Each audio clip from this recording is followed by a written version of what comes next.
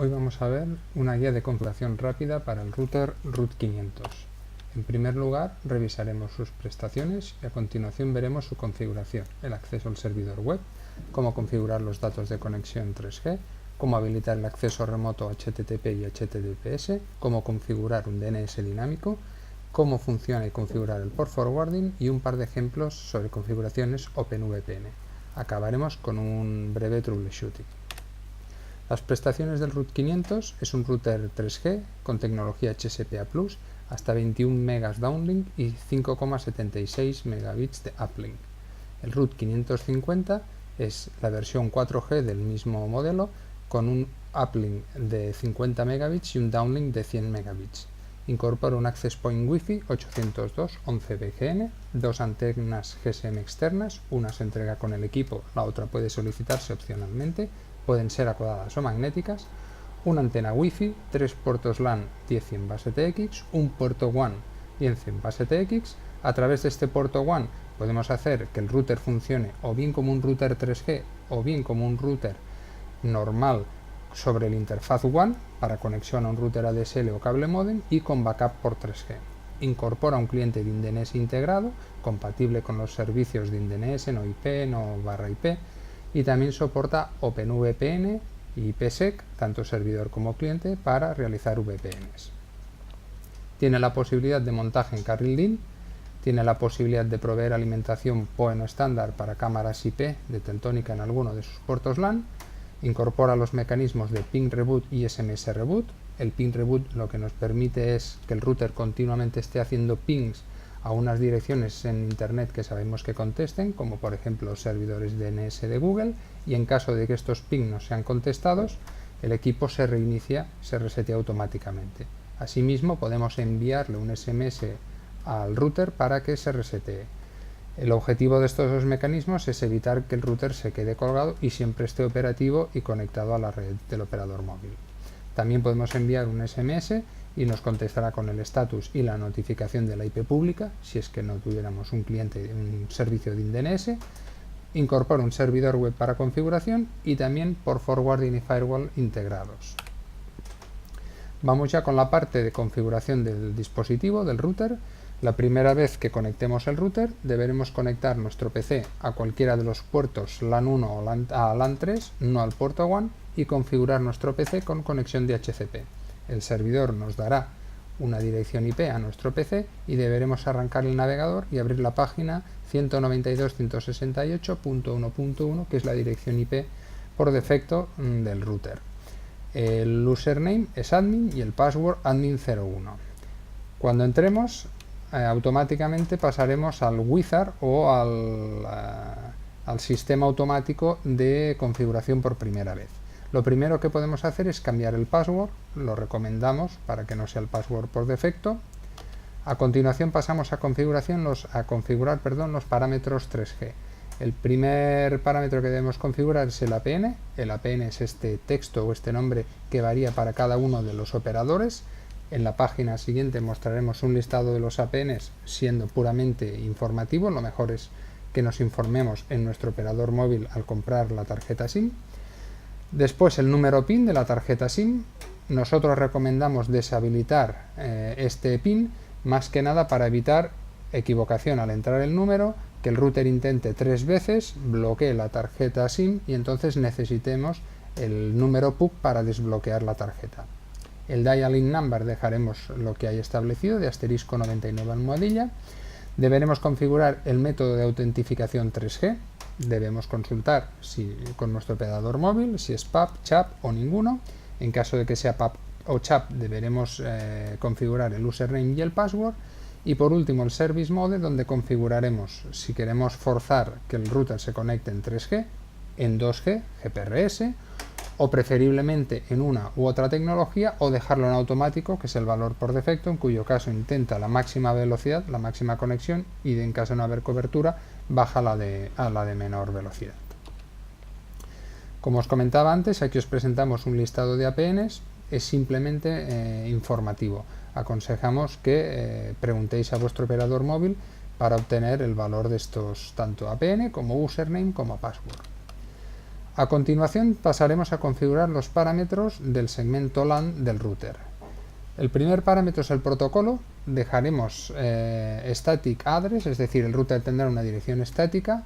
En nuestro caso es esta 192.168.1.1 por defecto, y solo lo pondremos en DHCP si queremos que nuestro router esté conectado por la boca WAN a otro router ADSL o cable modem que nos dé esta dirección IP.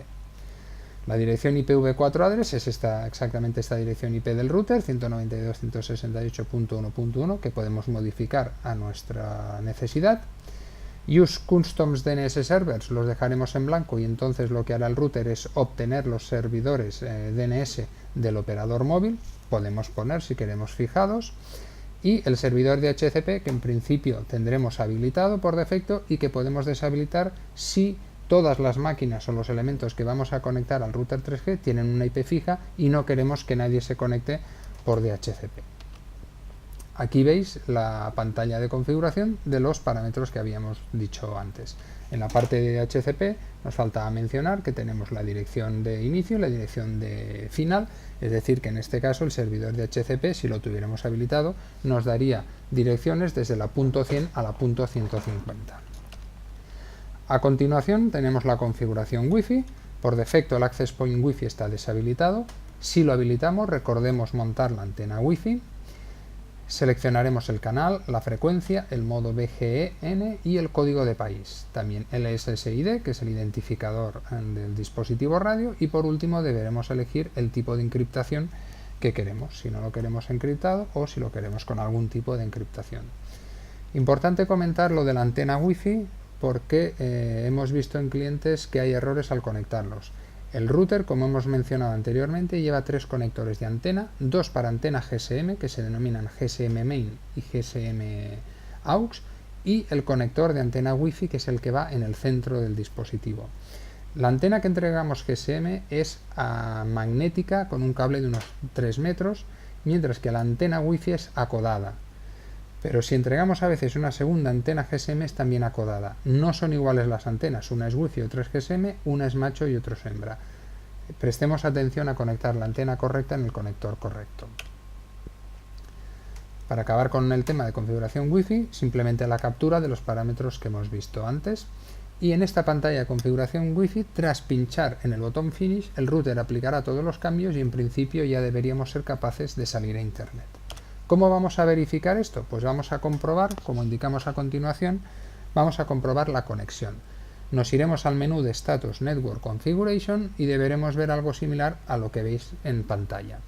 En el SIM Card State deberá poner Connected o OK si no hay problemas con el PIN. El email nos indicará el email del dispositivo. El nivel de señal es el nivel de señal del operador móvil. Es un valor que puede compararse con el que midiéramos con un móvil, por ejemplo Android o con cualquier smartphone, en la misma ubicación y lógicamente con el mismo operador. Es decir, podemos verificar si realmente nos parece que la cobertura es mala o que el nivel de señal es malo. Son malos a partir de menos 95 dBm aproximadamente. Lo podemos comparar con el nivel de señal que tenemos en un móvil. Debieran parecerse. En caso de no parecerse, puede haber algún problema con la conexión de la antena GSM. También nos indicará el móvil, el tipo de conexión, si es 2G, GPRS o si es 3G, Wireless CDMA.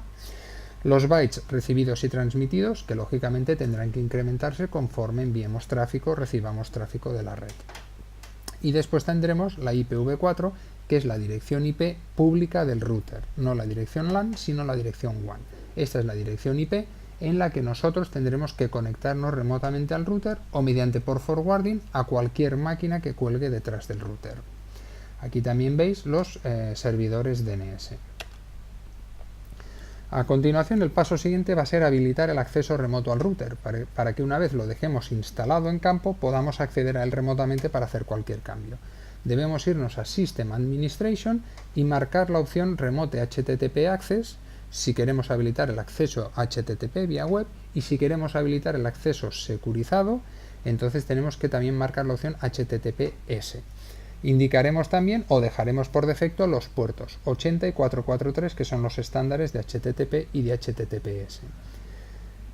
os hacemos notar, si queremos acceder remotamente a una máquina detrás del router mediante port forwarding a través de protocolo HTTP en el puerto 80, entonces deberemos cambiar el puerto de configuración del router, por ejemplo, al 8080 para que no coincidan.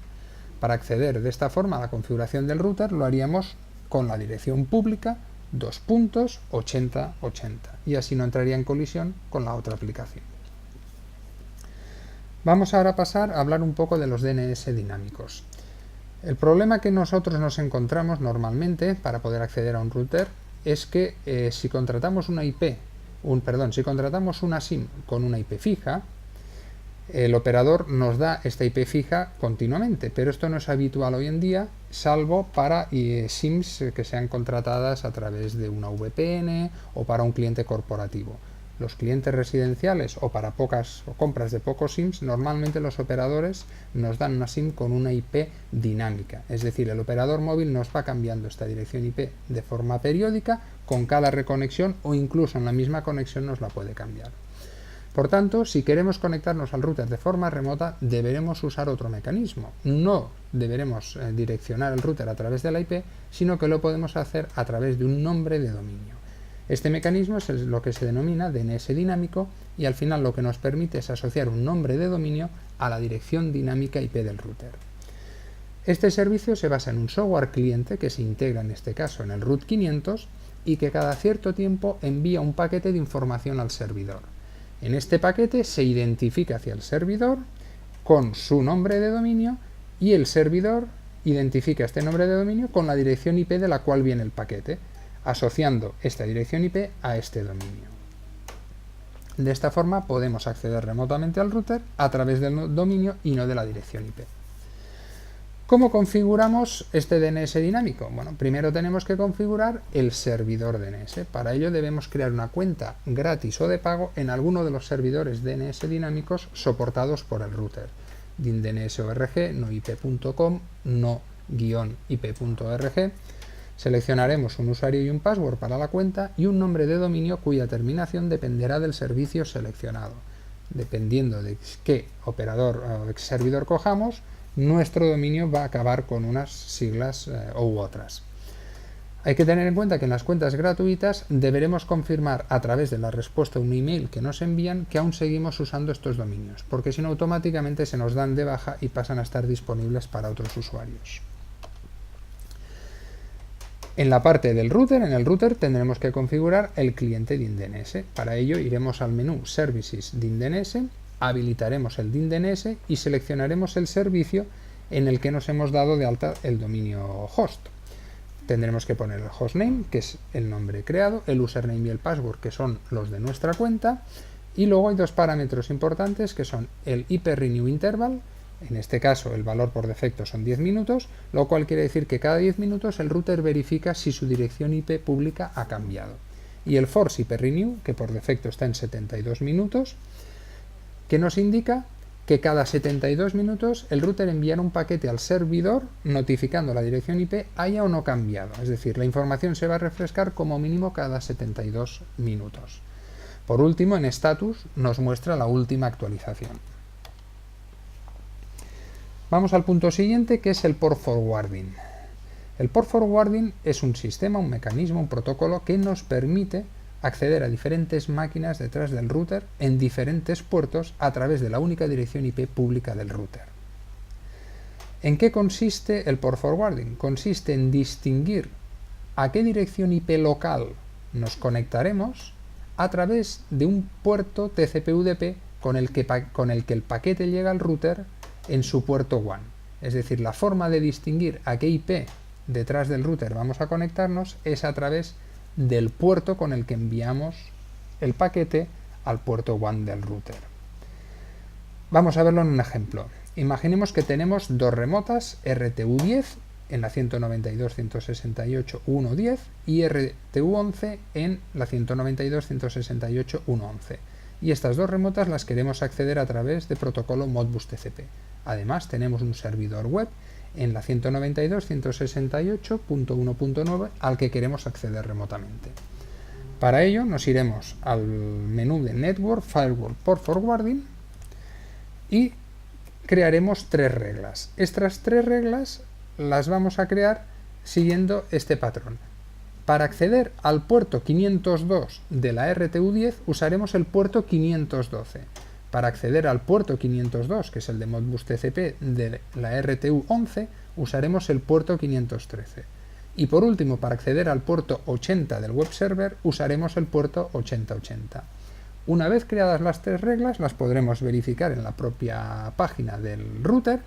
Y aquí, si os fijáis en la primera, se llama de nombre RTU100 y es una regla TCP/UDP que cualquier paquete que venga de cualquier host en el puerto WAN y a través del puerto 512 se va a llevar a la IP 192.168.1.10 en el puerto 502 en el segmento LAN.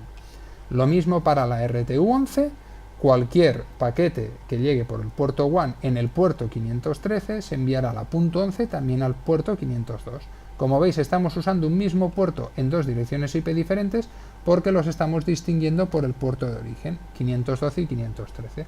Y finalmente, para nuestro web server, cualquier petición, cualquier paquete que llegue en el puerto 8080 será redirigido al puerto 80 de la punto 9. El port forwarding también se puede usar, como lo veíamos también en el ejemplo anterior en el Modbus TCP, si queremos acceder al mismo puerto en diferentes dispositivos. Aquí veis otro ejemplo donde queremos acceder al servidor web de 3 cámaras IP.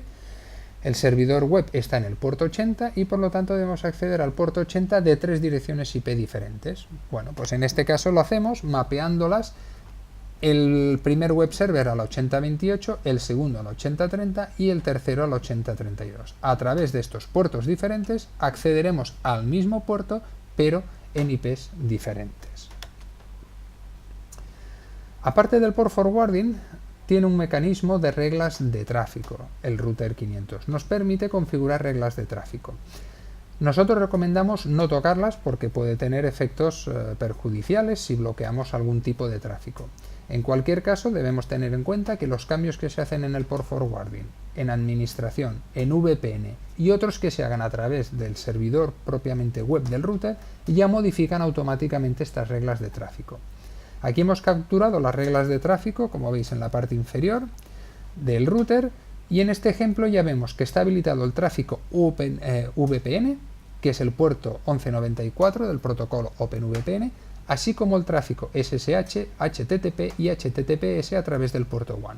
Esto está habilitado porque hemos habilitado en la página anterior que os comentábamos el acceso remoto vía HTTP y HTTPS. Para acabar vamos a hablar un poco de OpenVPN. OpenVPN es un protocolo libre de código abierto que lo que nos permite es crear una VPN. Una VPN, una Virtual Private Network, no es más que una red privada virtual entre puntos remotos a través de una red pública. En nuestro caso, Internet del operador móvil en el caso del RUT 500. Vamos a plantear una serie de ejemplos en donde nosotros estableceremos una OpenVPN, una VPN entre nuestro PC como cliente y un router RUT 500 como servidor. Sería el caso en que tuviéramos algún tipo de aplicación que no pudiera hablar en una red ruteada y que tuviéramos algún mecanismo o algún sistema de comunicaciones que necesitara que nuestro equipo remoto estuviera en la misma red local que nuestro PC. Pero el equipo remoto resulta que está detrás de un router 3G en un sitio remoto. En este caso no nos queda más remedio que establecer una VPN para crear una especie de túnel o de red virtual entre el equipo remoto y nuestro PC. OpenVPN encripta los datos con unas claves para garantizar la privacidad a través de las redes públicas y OpenVPN establece 2 sistemas de crear esta VPN. La que se denomina TAP o Bridge de nivel 2 y la que se denomina TUN o Root de nivel 3.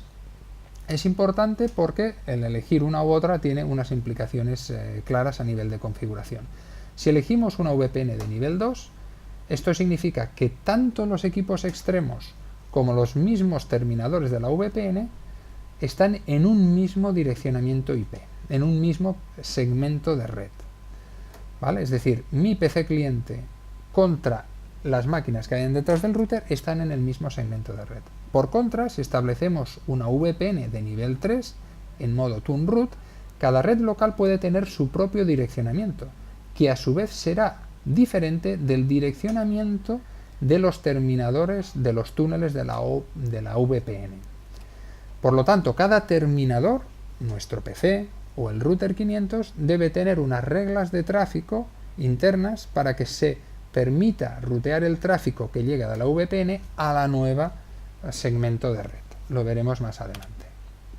Aquí tenemos un ejemplo de un diagrama TAP en donde tenemos una VPN establecida entre dos extremos y, como veis, ambos extremos tienen el mismo direccionamiento, 192.168.1.x, así como los terminadores de la VPN, que son .1 y .2. Por lo tanto, todos los elementos están en la misma red. Por el contrario, aquí veis un ejemplo, una gráfica con una OpenVPN en un diagrama TUN de nivel 3, en donde veis que tenemos tres redes, Network A, Network B y Network C. Cada una de ellas está en un rango de direcciones diferente, 192.168.1, .2 y .3. Y a su vez estos tres rangos son diferentes al rango 10.0.0, que es el rango de los terminadores de la VPN. Por lo tanto, en cada uno de los tres gateways o terminadores, Gateway A, Gateway B y Gateway C, tendremos que definir las rutas estáticas que nos permitan rutar el tráfico correctamente. Vamos a ir a un ejemplo de cuál sería la configuración de una OpenVPN del Root 500 como servidor VPN. Para ello lo que hacemos es irnos al menú de Services, OpenVPN y creamos una estancia servidor. Pincharemos en Edit y marcaremos la opción Enable. Tendremos que definir el tipo de VPN, si es Tap Bridge de nivel 2 o Tune Router de nivel 3. A continuación configuraremos el protocolo, el puerto, el tipo de compresión, todo esto debe coincidir con el cliente. Configuraremos el tipo de clave, lo más fácil por sencillez es usar un static key, que es un fichero que nosotros podemos generar con nuestro software cliente OpenVPN y cargarlo directamente en el router. Y lógicamente esta clave estática tiene que coincidir también entre cliente y servidor. Si vemos un ejemplo de lo que sería una conexión TAP con static key, aquí veis que está habilitada, que está definida como TAP, y el puerto es por estándar el 1194, la definimos en UTP con compresión y con static key. ¿Cómo configuraremos el cliente en nuestro PC? Bueno, una posible configuración sería descargarse el paquete OpenVPN. Se puede obtener de esta dirección que veis aquí o de cualquier otra dirección web donde esté contenido el software. Es un software gratuito y open source. Y tenemos que crear un fichero para la configuración del cliente. Aquí veis un ejemplo de algunos comandos que tienen que figurar en el fichero. El primero nos dice que nos vamos a conectar a un equipo remoto en la dirección test-root de dns.net. Es nuestro nombre de dominio dinámico y en el puerto 1194 con protocolo UDP. Es un TAP de nivel 2 con compresión LZO. Y a continuación vamos a definir la IP del extremo remoto del túnel, que en nuestro caso será la 192.168.0.3. Luego tendremos la máscara de red y por último cargaremos la clave estática. Por lo tanto, estamos configurando el router remoto y las máquinas que cuelgan de él estarán en el rango 192.168.0x porque estamos hablando de una OpenVPN de nivel 2. Ejecutaremos la conexión desde la ventana de DOS en el directorio bin y deberíamos ver algo parecido a lo que veis en esta captura, en donde, por reseguirla un poco al final, veis que al final lo que nos está conectando es con un link remoto en esta dirección IP. Esta dirección IP es la que correspondía al dominio en el momento de la conexión, en el puerto 1194, y acaba con Initialization Sequence Completed, con lo cual ha completado la secuencia de inicialización de la OpenVPN. ¿Cómo podríamos verificarlo? Pues simplemente lanzando pings desde nuestro PC, cliente OpenVPN, hasta las máquinas o las direcciones IP que cuelgan detrás del router, o incluso a la dirección IP del propio router remoto. Si estamos conectados localmente al router, también tenemos en System Administration System Log la posibilidad de obtener o visualizar todo un log, que también podemos descargar, con todos los eventos que suceden en las conexiones. En este caso, somos capaces de ver que se ha establecido una OpenVPN, ¿de acuerdo?, que ha recibido un paquete de conexión, incluso que hay datagramas y tráfico en ambos sentidos. Incluso aquí veis que hay contadores de tráfico. En el caso de que quisiéramos establecer una configuración de un cliente en modo TUN o en nivel 3, en este caso haremos un ejemplo de configuración donde nuestro PC local estará en la dirección 192.168.1.0, nuestro túnel VPN, nuestra parte de cliente estará en la 10.0.0.1 y el servidor del router estará en la 10.0.0.2 y la LAN remota del servidor estará en la 192.168.0.0. Como veis, hay tres rangos de direcciones: mi segmento local, el segmento local remoto del router y el túnel VPN entre mi PC y el router. El fichero de configuración en este caso volvería a apuntar a la misma dirección IP remota con el mismo puerto. En este caso es dev.tunnel porque es en modo túnel, lo mismo de protocolos, de compresión, el static key, y en el ifconfig indicamos la dirección IP del punto o del extremo local y del extremo remoto del túnel VPN. También tenemos, lógicamente, que añadir las rutas de la LAN remota a la tabla de rutas de Windows, ¿vale? Por lo tanto, esto lo haremos con estas dos últimas instrucciones. Si ahora vamos a lo que sería la configuración del servidor OpenVPN en el router 500, en este caso la definimos en modo túnel, también con protocolo UDP, en el puerto 1194, con la clave estática. Aquí definimos, al contrario que en el caso del cliente, que el local tunnel endpoint es el punto 2 y el remote el punto 1, y el remote network IP address, que es mi direccionamiento de mi PC, que es el 192.168.1.0. En este caso, el propio router ya creará estas rutas internamente para rutear de vuelta los paquetes. En el log de conexión del servidor podemos verificar que esto ha funcionado correctamente, porque vemos en estas dos aquí que se ha establecido el túnel correctamente entre la dirección punto 2 y la punto 1, 10.0.0.1 y 10.0.0.2, y que además se ha añadido la red remota 192.168.1.0. A continuación también veríamos que están pasando paquetes en un sentido y en otro. Y desde nuestro PC local nos bastaría con hacer pings a el segmento LAN del router remoto. Por último y para acabar, vamos a ver un breve troubleshooting de los errores de configuración o de instalación más típicos y cómo solucionarlos. El router no conecta a internet. Primero verificaremos el APN, el username y el password. También verificaremos el PIN de la SIM, mejor desactivarlo. Y por último verificaremos que la antena GSM magnética está conectada al conector GSM main. La conexión a internet va muy lenta. Verificaremos que no hayamos sobrepasado el volumen de datos que da una velocidad alta nuestra tarjeta SIM. Hay operadores que pasado un volumen no nos cortan la comunicación o no nos tarifican extra, pero nos bajan drásticamente la velocidad de conexión. El router conecta a internet, pero no puedo configurar el router remotamente, ni puedo entrar a máquinas detrás del router. Bueno, si no puedo configurar el router remotamente, verificaré que el remote HTTP Access está habilitado. Recordemos que está deshabilitado por defecto. Y si una vez comprobado esto tampoco puedo acceder al router remoto, tengo que verificar que el operador móvil acepte conexiones entrantes e incluso no salga a través de un proxy. La forma de verificar rápidamente si salimos a través de un proxy es verificar si la IP pública del router en el web server, en la pantalla de configuración del router, es la misma que la que me muestran las webs tipo Show My IP o cualquier web que me muestre mi dirección IP pública desde el navegador. Si no coinciden es porque nuestro operador móvil está saliendo a internet a través de un proxy. En este caso no podemos acceder remotamente al router porque hay dos direcciones IP públicas y hay un paso intermedio. Aunque la IP sea la misma, coincida, los operadores virtuales normalmente no aceptan conexiones entrantes, 20, Simio, similares.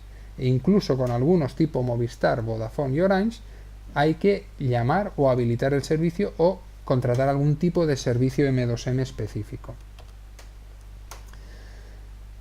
Punto siguiente, puedo entrar al router pero no me funciona el port forwarding.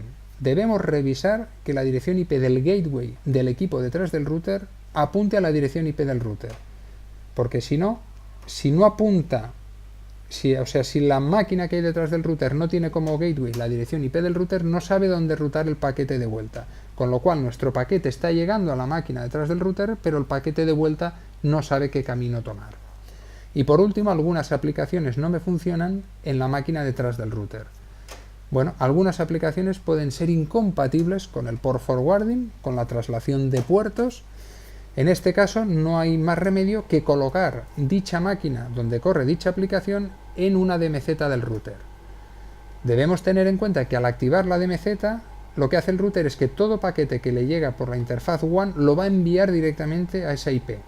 O sea, es como si detrás del router no hubiera nada más que nuestra máquina. Es correcto, pero entonces, como todos los paquetes van a ir a esa dirección IP, vamos a perder la configuración remota del router. Debemos tenerlo en cuenta. Y con este troubleshooting acabamos esta breve Quick Installation Guide del router RUT 500. Gracias.